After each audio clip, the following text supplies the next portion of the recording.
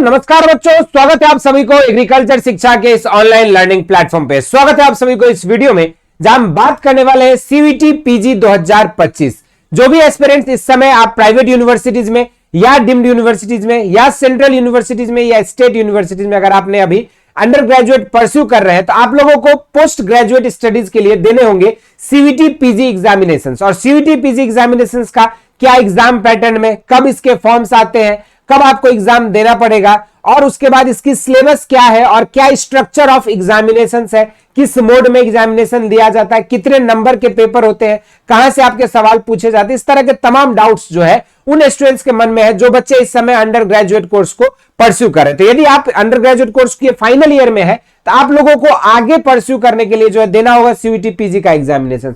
और उसी PG examination की संपूर्ण डिटेल के बारे में इस वीडियो में बातें करने वाला हूं। विगत 8 सालों से मैंने हजारों स्टूडेंट्स को UG and PG university entrance examinations के लिए गाइड करके देश के टॉप यूनिवर्सिटीज तक पहुंचाए। और इस चैनल पे हम लोग आपको एडमिशंस, प्रिपरेशंस, काउंसलिंग और साथ में आपके सेमेस्टर के प्रिपरेशंस और एग्जामिनेशन से रिलेटेड भी इंफॉर्मेशन प्रोवाइड करते हैं। और फार्मर्स के लिए एक्सटेंशन एक्टिविटीज पर भी जो है आपको इंफॉर्मेशन प्रोवाइड की जाती है। तो अगर अभी तक आपने ऑल एग्रीकल्चर रिलेटेड अपडेट्स के लिए इस चैनल को नहीं फॉलो किया है तो जरूर से उसको सब्सक्राइब कर लीजिए फॉर पीजी स्टडीज। तो चलिए स्टार्ट करते हैं। सीवीटी पीजी के एग्जामिनेशंस के लिए जो आप लोगों का यहाँ पे ऑफिशियल वेबसाइट है pgsamarth.ac.in, इसी साइट को आपको जो है फॉलो कर रहे हैं रेगुलरली। और इसमें अगर देखा जाए तो आपकी मोड ऑफ एग्जामिनेशन ये कंप्यूटर बेस्ड टेस्ट ओनली होता है, ठीक है। ये जो है आपके सीबीटी मोड पे आपके इसकी पेपर कराए जाएंगे। और mode of medium of paper अगर देखोगे तो ये आपकी बाइलिंगुअल होता है मोस्ट ऑफ द सब्जेक्ट्स के लिए। लेकिन यहां पे अगर लैंग्वेजेस, एमटेक, हायर साइंसेस और आचार्य के पेपर की बात किया जाए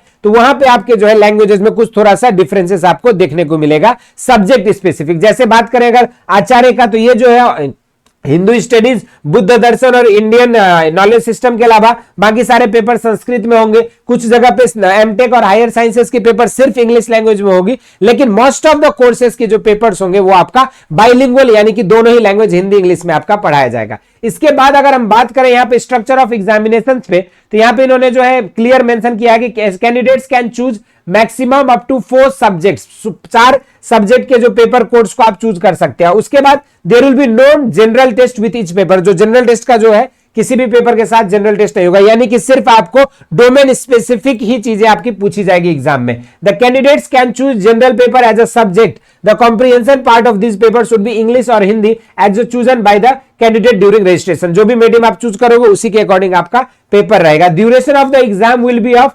105 minutes. Question paper will have 75 question. जो भी आप डोमेन स्पेसिफिक सब्जेक्ट से रहेंगे, एग्रीकल्चर वाले बच्चों को एग्रीकल्चर साइंसेस से पूछा जाएगा। जो बच्चे एमटेक फिजिक्स से करना चाहते हैं तो फिजिक्स के रिलेटेड क्वेश्चन पूछा जाएगा।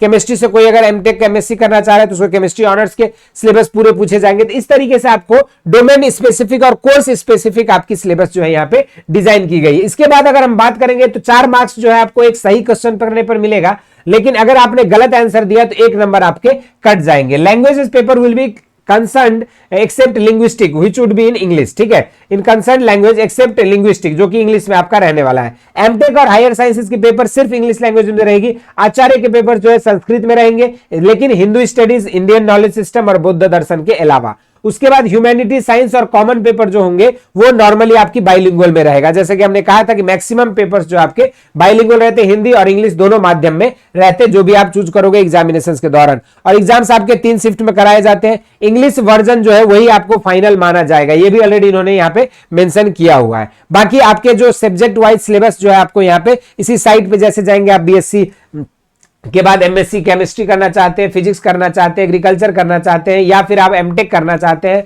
या फिर अलग जो भी कोर्सेस आप पीजी के लिए परस्यू करना चाहते हैं, आप इसी साइट पे जैसे यहां जाएंगे और यहां पे जैसे ही आप सिलेबस क्लिक करेंगे यहां पे आपको अपने सिलेबस दिख जाएगा। और जो भी सब्जेक्ट से आप करना चाहते हैं, यदि एग्रीकल्चर साइंस से करना चाहते हैं तो आप इस तरीके से आपको सिलेबस खुल के आ जाएगा, ठीक है। तो जिस भी कोर्स से आप करना चाहते हैं वहां पे अपने कोर्स को सिलेक्ट करिए, यहां से व्यू डॉक्यूमेंट करके आप अपने स्पेसिफिक कोर्स वाइज सिलेबस देख सकते हैं। आप बीएससी कर रहे हैं, बीकॉम कर रहे हैं, आप बीएससी एग्रीकल्चर कर रहे हैं, मैथ, बायो, जिस भी, चाहे बीए कर रहे हो, बीए एलएलबी कर रहे हो, जो भी सब्जेक्ट से आप यहाँ पे अगर अंडर ग्रेजुएट कर रहे हो तो आप लोगों के लिए पीजी का सिलेबस जो है यहाँ से आपको पता चल जाएगा। छोटी सी इंफॉर्मेशन थी। उसके अलावा आपको जो है अगर देखेंगे तो यहाँ पे सब्जेक्ट वाइज भी इन्होंने ऑलरेडी मेंशन किया हुआ है कोर्स, और ये फाइल भी आप लोगों को जो है हमारी टेलीग्राम चैनल पे अवेलेबल करा दिया जाएगा, जिसके माध्यम से आप अपनी डिटेल इंफॉर्मेशन वहां से जनरेट कर सकते हैं। छोटी सी इंफॉर्मेशन के बाद जो है स्टूडेंट्स के मन में ये रहता है कि सर एडमिशन फी जो है आप लोग का कितना लगेगा या फॉर्म के चार्जेस क्या होंगे। तो देखो आपके जो भी बच्चे अंडर ग्रेजुएट कंप्लीट कर चुके हैं वो एक बेसिक एलिजिबिलिटी क्राइटेरिया है।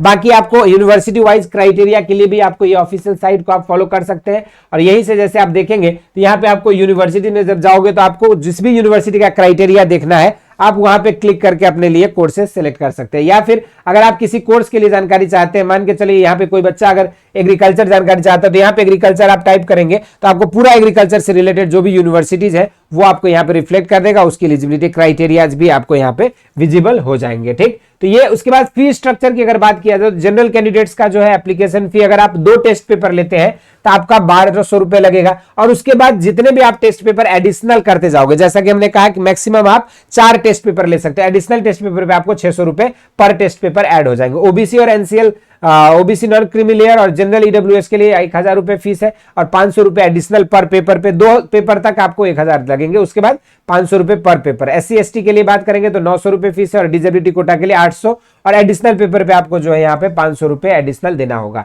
इसके अलावा अगर आपने application fee for up to 2 test paper जो आप लोगों का यहाँ पे आउटसाइड इंडिया अगर कोई बच्चा देता है तो उसके लिए 6000 लगेंगे, और अगर पर पेपर अगर एडिशनल होगा तो वहां पे 2000 होगा। हालांकि ये जो है उन स्टूडेंट्स के लिए रहेगा जो आउटसाइड इंडिया सेंटर रखे रहते हैं, लेकिन इंडियन कैंडिडेट्स जो भी इंडिया में सेंटर देंगे के लिए जो ये फी स्ट्रक्चर रहेगी। तो ये छोटी सी इंफॉर्मेशन थी उन बच्चों के लिए जो अभी अलग अलग यूनिवर्सिटीज में UG course under graduate pursue कर रहे हैं और आगे एक बेहतर यूनिवर्सिटी से पीजी की तैयारी करना चाहते हैं। तो आप लोगों के फॉर्म्स जो है आपके दिसंबर के महीने में ओपन हो जाते हैं, और मार्च के महीने में जो है लगभग आपका एग्जामिनेशन कंडक्ट कराया जाता है। ठीक है, तो यहाँ पे आप देख सकते हैं कि दिसंबर से लेकर जनवरी के महीने में आप लोगों का फॉर्म आएगा, और आप लोगों के एग्जामिनेशन जो है मार्च के महीने में कराई जाती है। तो आप लोगों के पास बहुत ज्यादा समय नहीं बचा है, तो अभी जो है आप अपने सब्जेक्ट का चॉइस करिए जिस भी कोर्स की तैयारी करना है, और उससे रिलेटेड अगर आपको इन्फॉर्मेशन चाहिए तो उसे जरूर से कमेंट सेक्शन में मेंशन करिएगा। इस वीडियो में इतना ही। इस तरह के इंटरेस्टिंग एंड अमेजिंग वीडियोस के साथ मुलाकात होती रहेगी। स्वस्थ रहे, मस्त रहे, धन्यवाद।